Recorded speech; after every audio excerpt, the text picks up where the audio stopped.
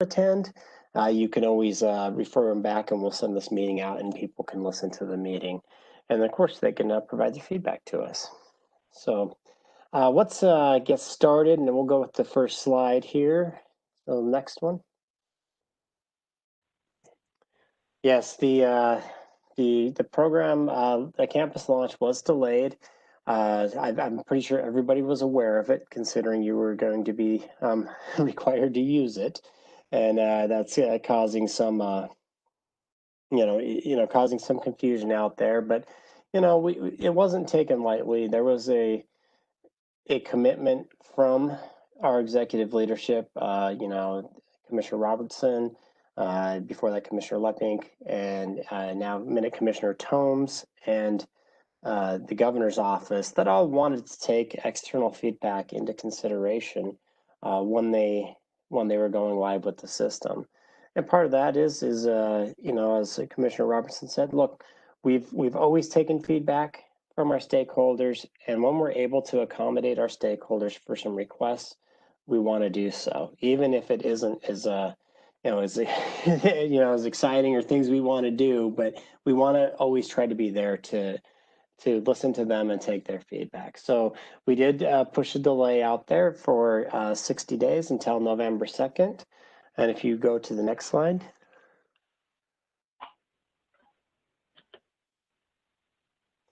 The next slide is, why did we delay?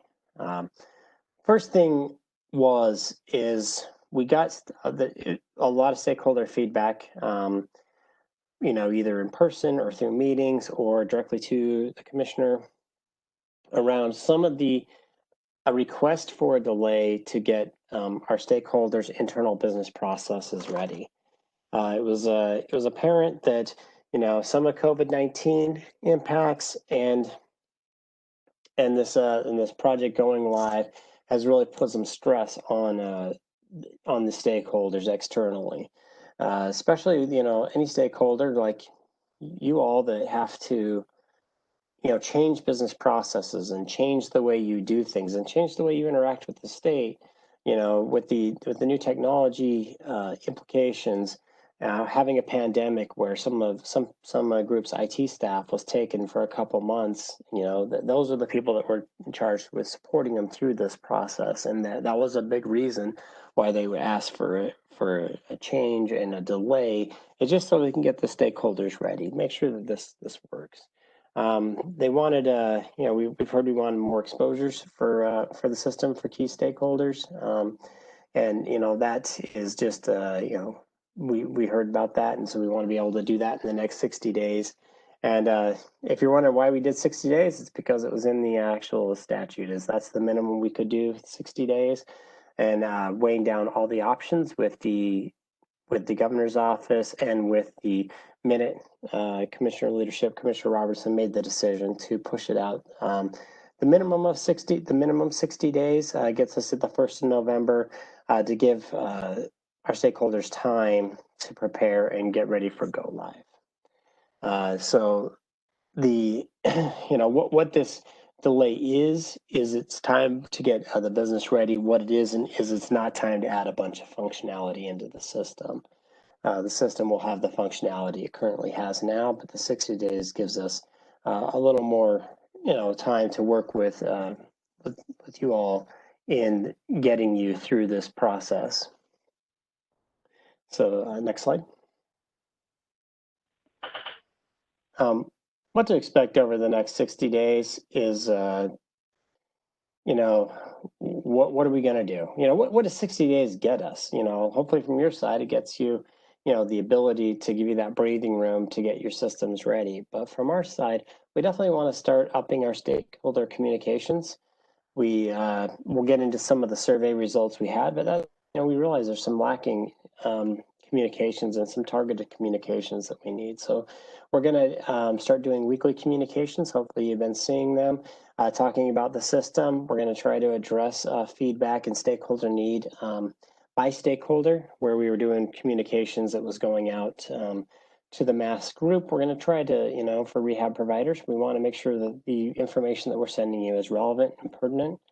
And then we're going to make sure that we have a way for, later on in this meeting, we're going to collect some data and we're going to ask you what you need, and then we're going to measure against that so we can get, assess your business readiness. The other piece of that is we're going to do another survey before go live that we will be sending out. So, I know we do a lot of surveys, but please send in the survey when we send it out. The stakeholder engagement, this is where, we have communications, and a lot of people think communications is engagement. And for most groups, that's what people want. They just want to have that. They want to have the engagement, the communication, but we want to have some more engagement activities. And some of that is around, more these answer hours. Now, this answer hour is really for us to give some information and for us to receive some information. But also, going forward, we want to have these answer hours be more targeted for what questions people are having, especially after going through training and after kind of seeing the system. The 60 days gives us time to where we can have more sessions and talk, with this group and, even smaller groups. If you want us to talk to smaller groups, we'll definitely do that. There's going to be some more demos.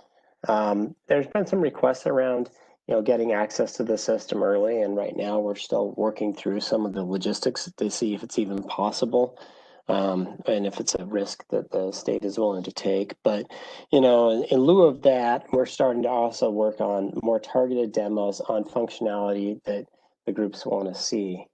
For instance, if it's really, I want to know how my QRC interns file an RCR, for instance. That's a very specific scenario of something that we could do a demo on. Say, okay, as an intern, this is how you go in there and how you access a case and how you file against the case, and that's how you establish your rehab plan on the in the system. And then, of course, this next 60 days, we're going to have more training. We got some great feedback from training after the go live was pushed. We got some requests in right during that time about having some specific training for specific groups. Requesting, maybe I have X number of QRCs. I'd like to have a training for my office, and those we still have those, and we want to set up training for the groups. So we do some retraining, but we also want to make sure that that training is a little more specific and covers the functionality you need. And we're going to pivot to have all of our retraining done by our internal folks at DLI. So we're not going to have CapTech doing our training any longer. And a lot of that was based on feedback of, they CapTech understands system functionality. They develop a system, they're IT developers, but they don't necessarily understand voc rehab or any reason why actions need to be done. So that's what we're going to be doing in the next 60 days. It's going to be a lot of communication back and forth, and making sure that we're getting everybody ready for the go live, and then we definitely want to do some training. So next slide.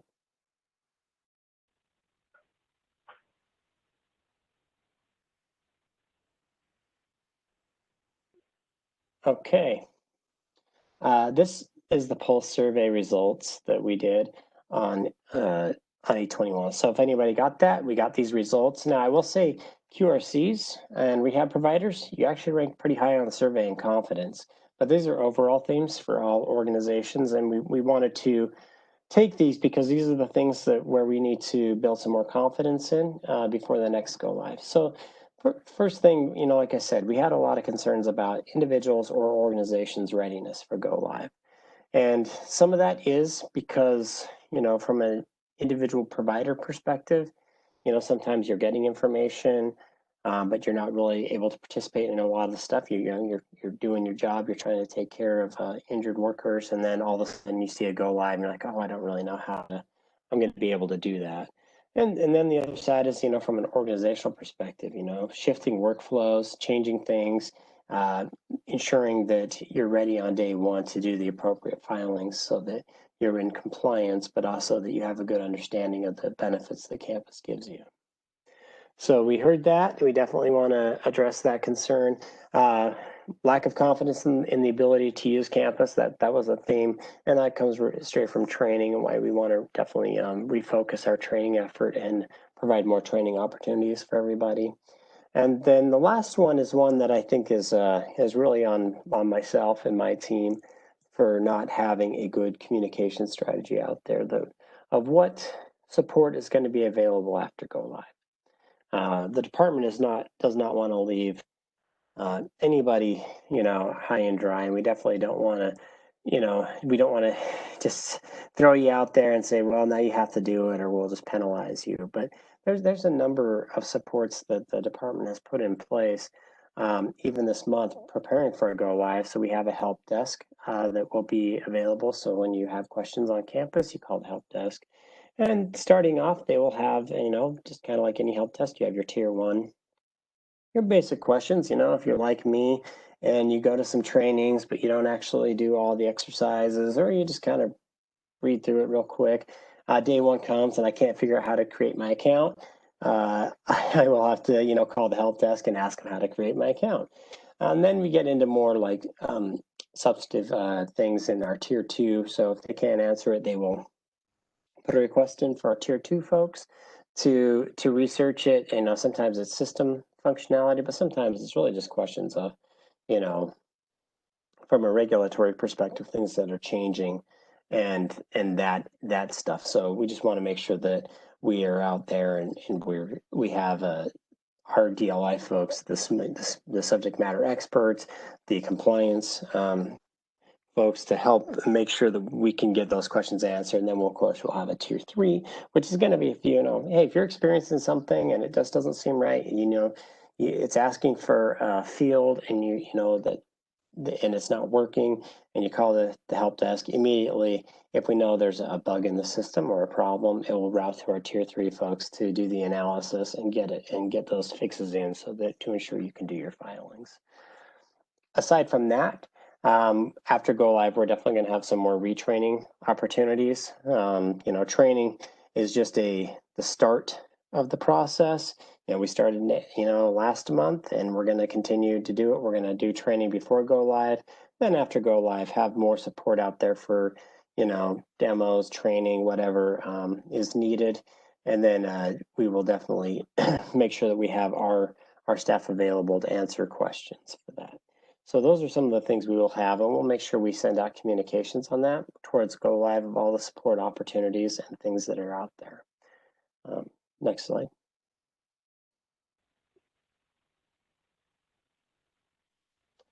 Right. So again, this is just kind of the opportunities that we see out there is to try and make sure that we have clearly defined some of the concerns from each group that we surveyed and each of our stakeholder groups, because everybody has different needs, and sometimes specifically depending on what you do in the work comp process, you're going to have a different need. Maybe as a rehab provider, you don't do a lot of litigation. I'm not saying you do or you don't, but maybe you don't.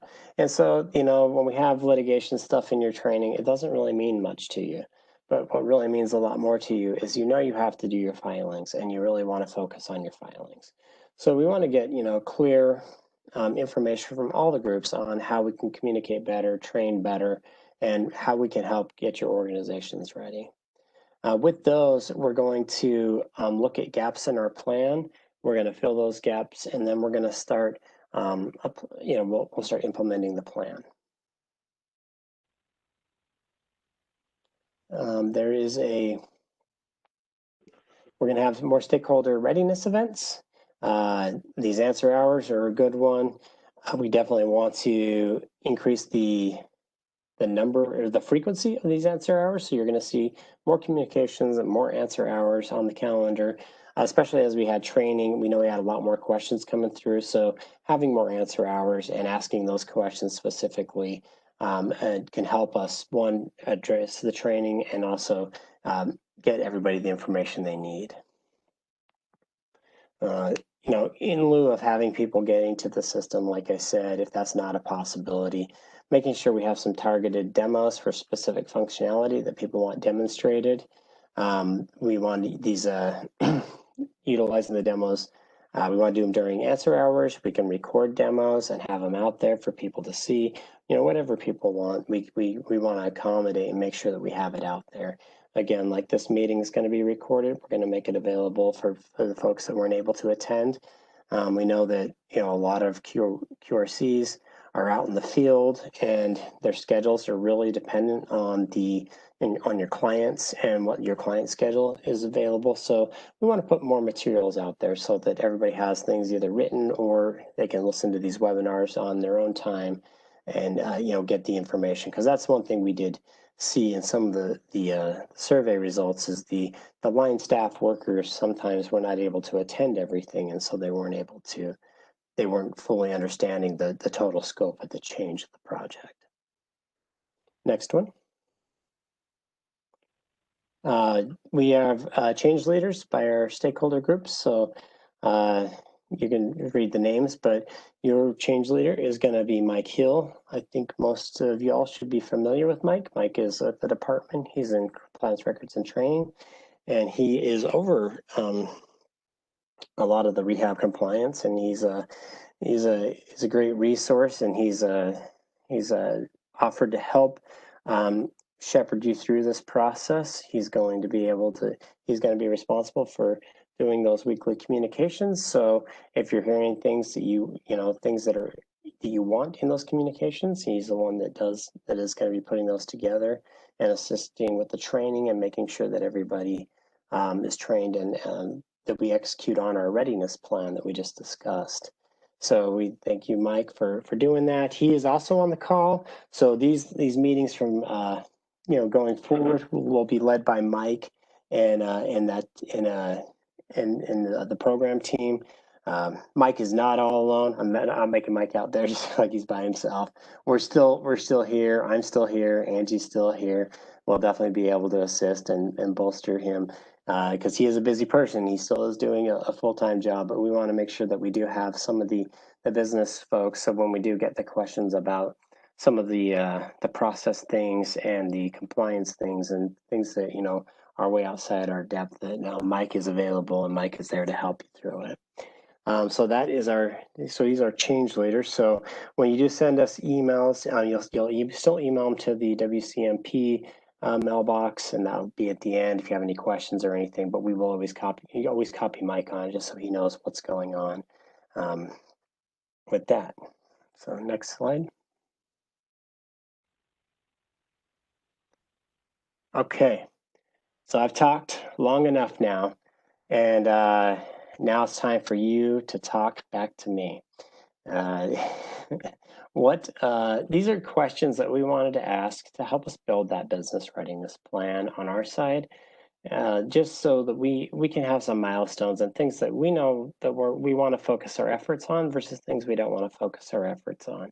And again, hearing from the stakeholders themselves, and when you give us ideas, we want to take them, and sometimes we can execute on those ideas and sometimes we can't, but we want to make sure we do get everything out there so that there's something we can do. We want to be able to do it, because I've said it before and I'll say it again. I mean, the system won't be successful if you're not successful. So we need to get you to a place where you're ready from a business standpoint to work in campus, because ultimately this is just a system of filings and looking at records and getting records, but you're doing the hard work with the injured workers, trying to get them back to work, and that's where we want you to focus on. So we want to maintain that and make sure that this is a successful program.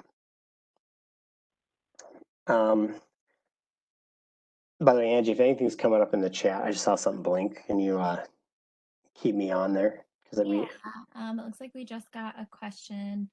So first off, Mike had posted just some information about the help desk line, just the general DLI help desk line. So that's great information. Thanks for sending that, Mike. And then there was just a question. Will administrative assistants and group administrators have full access to the claims? So I think we just may need to differentiate a little bit between claims and cases in campus. Yeah, I mean, it's a really good question, and I'm assuming we're talking to this is a rehab provider community. So yeah, in campus, if you remember back to training, the 101 training. So campus is built where you have your claim, and then you have cases that attach to the claim, and so rehab is a case that attaches to the claim. So if you're given authorization to view the claim from the um, from the injured from the employee. You file your authorization, then of course, yes, you would have full access to their claim electronically. But if you wanted to just if you didn't have an authorization to view the file, you would still file your RCR, and that would establish your rehab case. And then the rehab case, that's where all your filings would go. So you would have access to the rehab case. And Angie, did it say something about system administrators or something? Just group administrators and administrative assistants, just asking if they would have access to claims, and then it looks like just a clarification, would they all have access to rehab cases? Yeah, and so that's something that I think we have heard a lot of questions on. Angie, your screen changed. Okay. Yep, A lot of sorry. questions on. And part of that is because with group management, you do have the ability to give people access in your group administrators for your firms do have access to delegate privileges where the people, if you are somebody's assistant could see the claims that you're assisting or the cases you're assisting to. And so one of the action items we already have is to try and do more group management training so we can show how to make it flexible. But it really depends on the group administrator how to answer that question because you can get access to the cases and as an assistant if you're associated to the rehab provider. And with that, I'm going to ask some questions and I'll pause and I'll let you respond or if you think of something or you have another question, please just feel free to throw them out there. I mean, I think we've worked together long enough now for over 4 years. You know me, so just go ahead and ask other questions, and we want to get you taken care of. So I'll start off with what type of support does your organization need to successfully transition to campus?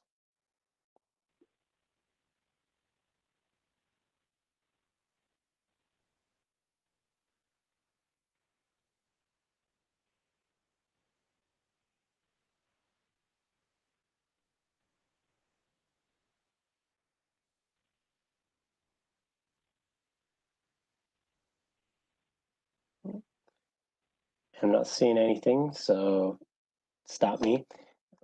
But what is your understanding of the changes from current state to future state? Oh, we got something. Yeah, a couple of things in the chat. So access to how-to videos would be really helpful. Okay. Um, and just a question about how soon will our group administrators be contacted to begin setting up our group members and their respective permissions? Okay.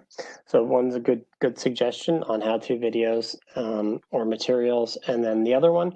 So the group administrators, we sent out a survey to get the name of the group administrator and the organization you're a part of. So if you are, XYZ rehab firm. We sent out to XYZ rehab firm who is going to be your group administrator. So they will already be loaded into the system. If you didn't get that email or you weren't able to respond, please let us know because we're going to probably send another one out anyway. But we do want to make sure our group admins are set up day one. So what would happen is on the first day of the go live, so November 2nd, that's when the group administrators could log in. When they log in, that's when they invite everybody to join their group, and when they start configuring the company's profile and doing those access permissions. So it'd be then. So we'll have training for everybody before that, so you'll know how to do it. And then day one is when you go in there, you invite everybody to join your group, and then that's when you start doing your configuration.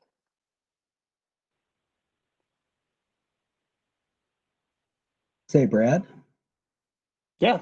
Okay, I didn't know if you could hear me. One of the things that group administrators will want to do is they'll want to go ahead and sign up for the rehab provider email list. If you go into work as a rehabilitation provider, you will see a section there in one of the bullet points for email. So if you as a group administrator will sign up, then you'll be receiving the same notices that the vendors and QRCs are receiving, and that way you'll be in the know. That is a great call out, Mike. Mike, is that the Gov Delivery List? Pardon? Is that the Gov Delivery List? I can post a link to sign up in the Yes. chat. Okay, great. Thank you. And there was one more question here, or a comment just about training. I think one of the concerns was just not understanding the entire process, including the campus process, but the distributing to parties, mailing to DLI, what is automatically submitted, what needs to be printed and mailed. So just some clarifications on the entire process and flows. Bobby could not hear you, Mike, but hopefully you can hear me, Bobby. Mike just was pointing out the sign up for our Gov Delivery to sign up for those rehab updates so that you're getting a lot of the same information as your coworkers or other people who are working with you. So there is a link to the Gov Delivery sign up in the chat. Another comment here, it would be helpful to walk through each step of form generation, starting with RCRs, required supporting documents and eventual submission in the finalized system. Some of those steps were just a little limited during the training. Yeah, so we can definitely look through that as well. One of the issues is that our forms need to be signed by both the QRC intern and QRC supervisor. How will this be handled? If I can jump in there for a moment. Thanks, Mike. Yeah. Can everybody hear Mike? Hopefully so. I'll try to speak up also. One of the things is if you're already using the online process, it's going to be very similar to what you're doing now under the current system. And campus will be doing a lot of the same, where you're still going to be filling out the form, saving it, getting signatures. When the form has got all the signatures and or evidence that you need to show that one of the parties did not sign the R form, which you then would do scan those R forms and then upload those into the R form and then submit it to the department, and then it's filed. And again, you follow pretty much the same process that you would do on the online system. Yeah, and so I know somebody is having trouble hearing Mike on this, so I will kind of do a quick overview, Mike. If you are currently doing the online filing process, how we do now, where you submit your documentation, your signatures as an upload, an attachment to them, that would still be able to do that. The thing about the campus application where it differs from the current process is you do e-sign these forms. So when you're going in there as an intern, you e-sign the form and you attest that you have reviewed the form with your supervisor. So it doesn't have the supervisor signature on the actual form any longer. So that's something we can walk through in training, and we can show how that process works. But the plan of supervision does need to be signed by your supervisor, and then in that plan of supervision, you have to show all your work before filing to your supervisor. And yeah, there was another question in the chat. Thanks for recapping that, Brad. I can just go ahead and field this one. How will we search for a case if we don't have a SSN for the injured worker? So there are a few different pathways that you can search for a case. We're trying to search a case as a QRC. So you can look at a combination of your campus file number, which is your jurisdiction claim number, and the employee's last name. You can look at the employee's worker ID or WID number and the date of injury, or you can use last four of SSN, date of injury, and last name, I believe is that last combination. So for some reason, none of those things match to your injured worker that you're working with. It's possible that we just do not have a claim on file for them at that point. If that's the case, what'll happen is the system will redirect you to a screen where you can just enter some minimal information about the employee. That will generate a task on our end, the DLI side, to go ahead and do some research and see what's going on if that claim hasn't been reported to us for some reason quite yet, but it'll still allow you to go ahead and open your rehab case. So even if you, for some reason, don't match to the claim by using those search methods or those match methods, you can certainly still submit your rehab documentation with just that minimal employee information. Yeah, thanks, Angie. And I think the key there is we will not we will allow you to file things if we don't have a claim on file. So that is possible. If the person you're speaking of does not have a social security number and it's that situation, there's still a process to get a WID from the state, and you would just request it from CRT, and they can get you a WID to file your rehab case.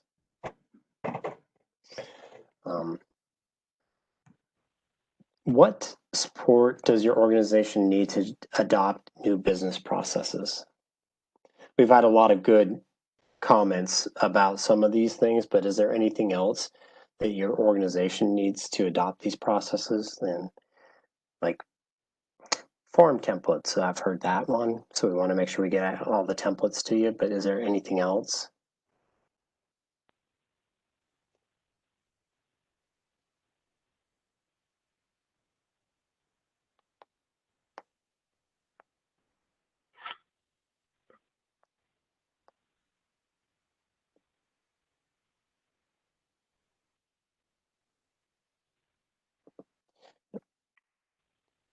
And then I want you to think about this and maybe help us out, but what are the specific tasks, criteria, or measurements that need to be part of your business readiness plan?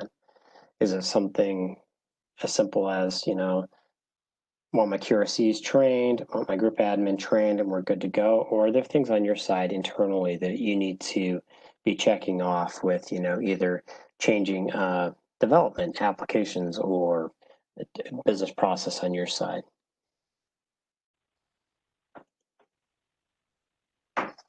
It looks like we've got a question. Will a placement vendor that is assigned to a case have access to campus to confirm the claim is approved or to file a rehab request? That's a good question on the placement vendors. I know this was discussed, and there's a way to do this, but I do not have that off the top of my head. But can we take that down as an action item, Angie, as part of one of our processes we need to show to deal with the how do the placement vendors interact with the system? For sure. Yep.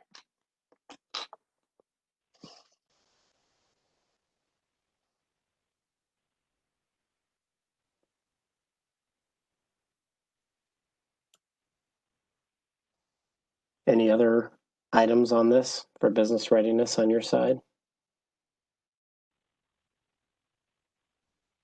Well, if you do think of anything, just put it in the chat. We'll go back to it, or we can keep going. Just another comment. Any kind of hands-on experience that we could get would be helpful or beneficial. Yeah, I agree. And like I said, I know that we're struggling with a plan to try and do something. We are very limited in what we can do in this remote world with exposing the system externally. But I will work on something and communicate it out to everybody. What we can do. That's why we're hoping the demos can be a little more targeted on that. Let's jump to the next slide, just so we can keep time. And then if anybody has any more comments, please do that.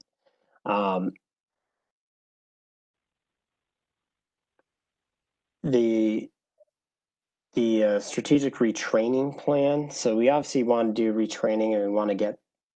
I think we had a great system training up front, but really, I think we were missing some things. And hearing some of the comments afterwards, I think it's it's good to hear the comments, because when you do this day in and day out, I mean, sometimes it's the things that I focus on and the things that I think are valuable are just not as valuable. So I think we've talked about how to, what demos we could use to increase your knowledge of campus. But if you want to put in the comments any specific functionality that you were unclear on after training that you're going to have to do, that we can do a demo on, and kind of show it and take you step by step through it, that would be helpful.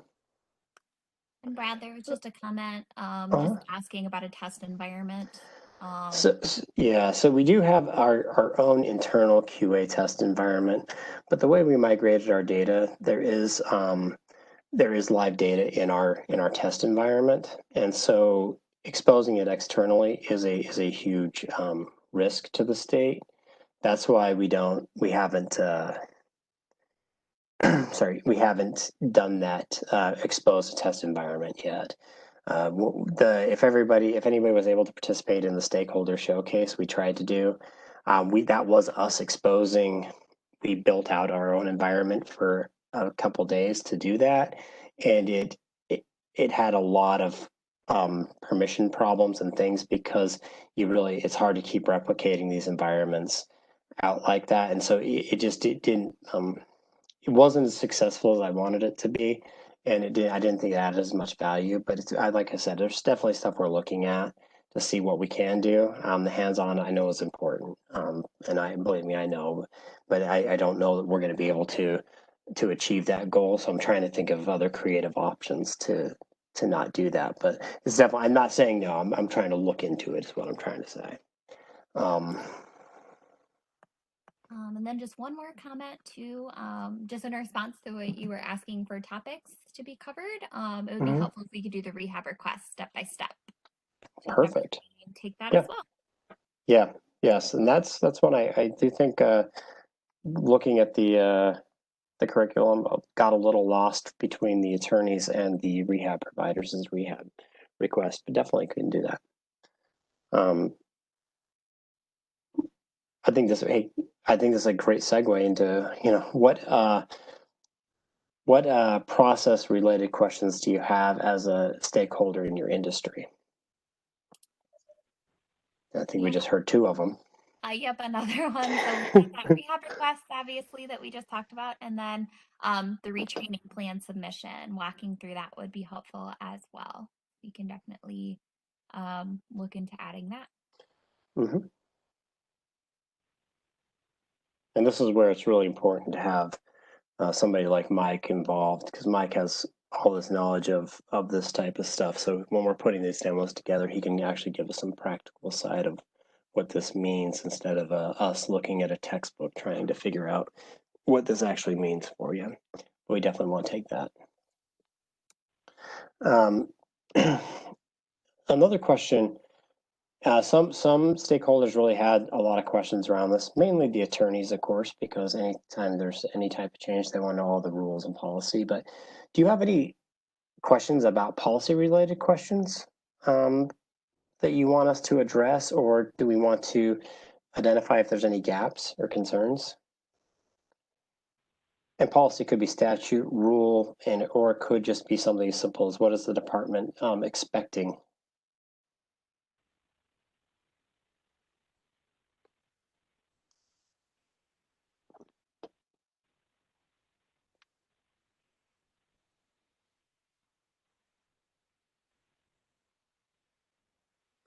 And then our last catch-all question is, what other opportunities will help your organization be ready for the future state?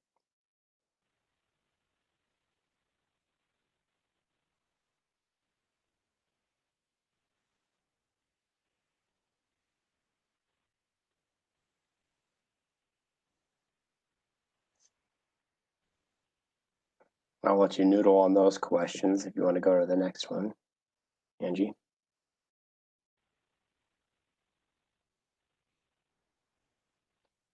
And this one is the third activity. So if you notice, our stakeholder pulse surveys came back, and those are the first two that we identified, but this is the third, is really about the engagement. And those engagement activities are what is the most effective for this group. So let's start. What type of stakeholder activities and communications do you find most effective?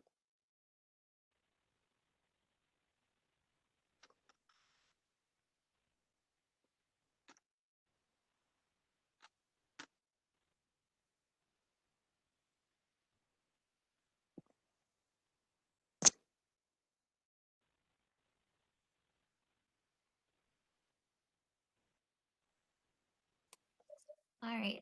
There's just a really quick question in the chat here, just a clarification on our form submissions. Insurer signature would not be through campus. Is that correct? That is correct. That is correct. Yep.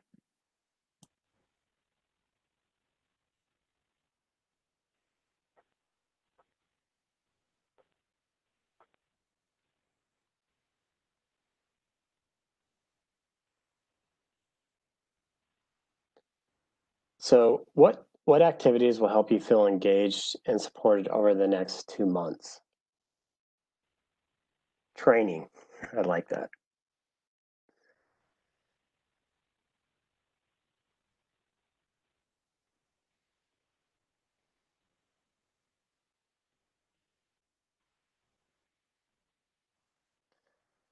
I think what would be really good is maybe if you could send us some ideas on, we definitely will send out some surveys on training and how we can improve training for our retrain plan, and also our support after go live for training after we go live. So we definitely want to do that.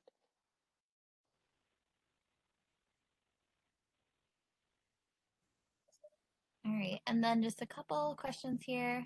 Just the option to revisit trainings or step-by-step processes. And just another comment that probably won't feel comfortable until we can actually get into the system. So I can fully understand that and appreciate that. Screenshots of each step of the process would be very helpful.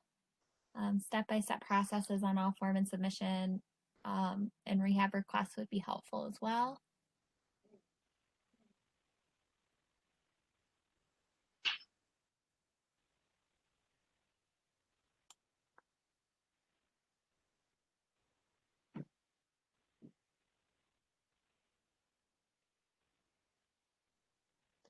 All right. So I think that kind of covers the types of support you'd expect before go live. But is there any other thing that your organization is going to need before go live other than training? Is there anything that from a state that we can do to help support your organization?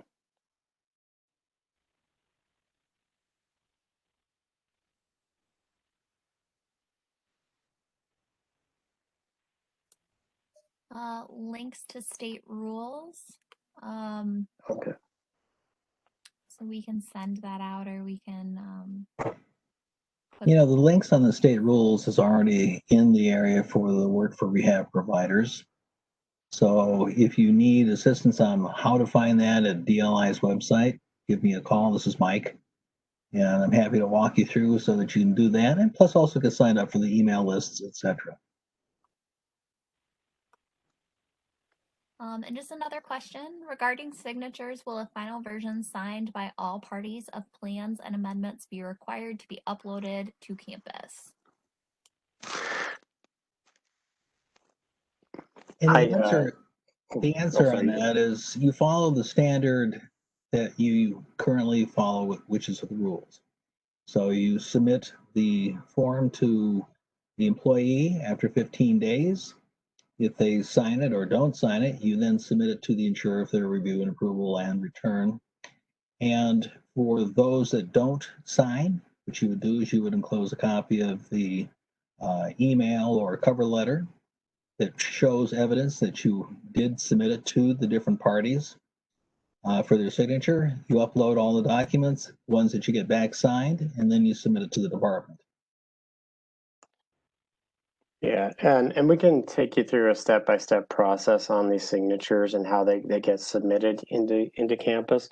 There is some new um, legislation out there around some of this stuff that unfortunately did not get put into the work comp bill because of the pandemic and our work comp bill did not get passed. So we still have we will go through a detailed analysis and send that out to everybody so that there's no more confusion on what has to be uploaded and what has to be uploaded and how you sign, because it is an e-form, so it is an e-portal. So what does that mean for everybody? So we'll make sure we put that out there just so we have that, and everybody can kind of see that process, how it works, because that's, again, I think it goes around the question we've had, how basically do I file these forms in an e-portal? And then after go live, is there any additional support that may be needed for your organization?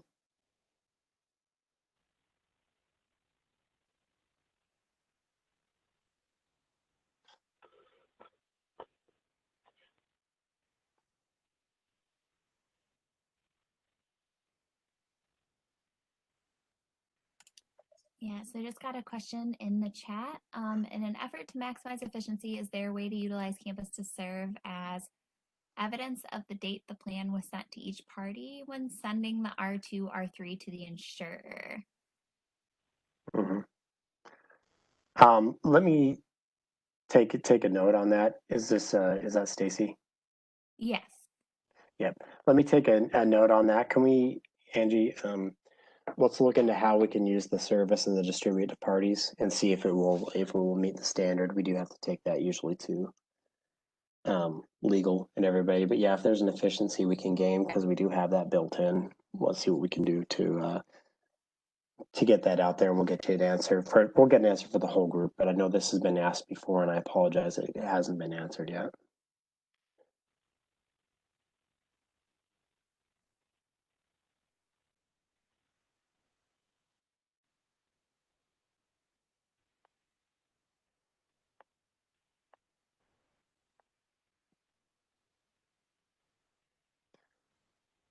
I think the next slide is just our go to the next slide because we only have 10 minutes left.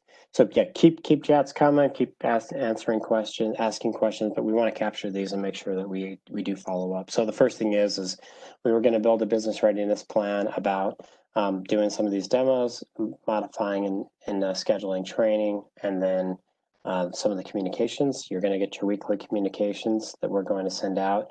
And the goal is to have some of this information that you're requesting in those weekly communications. We've got some great first steps, but if there's things you want to see in those, we think would be valuable to either your colleagues or your coworkers or anybody, just make sure you let us know what you think we need to be addressing in those weekly communications, and we'll definitely get them in there and get them sent out. And then we'll put out the full stakeholder engagement calendar, which will have the these not only just the weekly communications, but we'll have a lot more answer hours so everybody can join and participate and ask questions. And then, of course, the training schedule will be there. And with that, we have 8 minutes left, so we're to our thank you. And let us know if you have any other questions. But I really did want to say thank you to this group. You guys have worked with me for a number of years and really helped me understand the rehab process, but also really helped with the shaping and gave a lot of good requirements for campus. And I know we weren't able to incorporate everything everybody wanted, but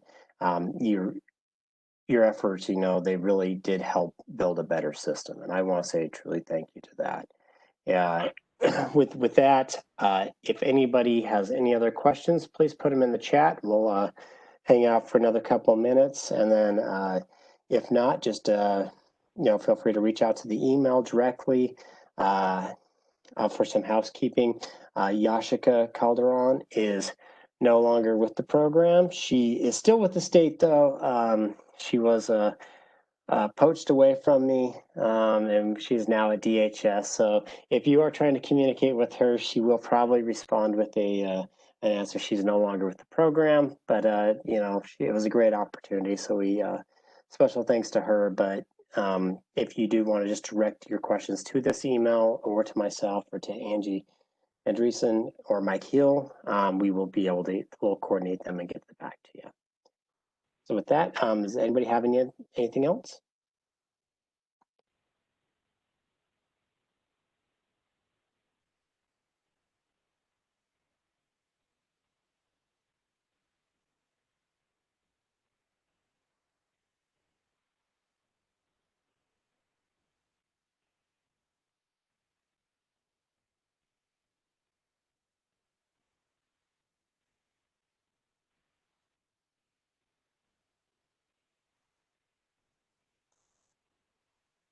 Are we seeing anything, Angie?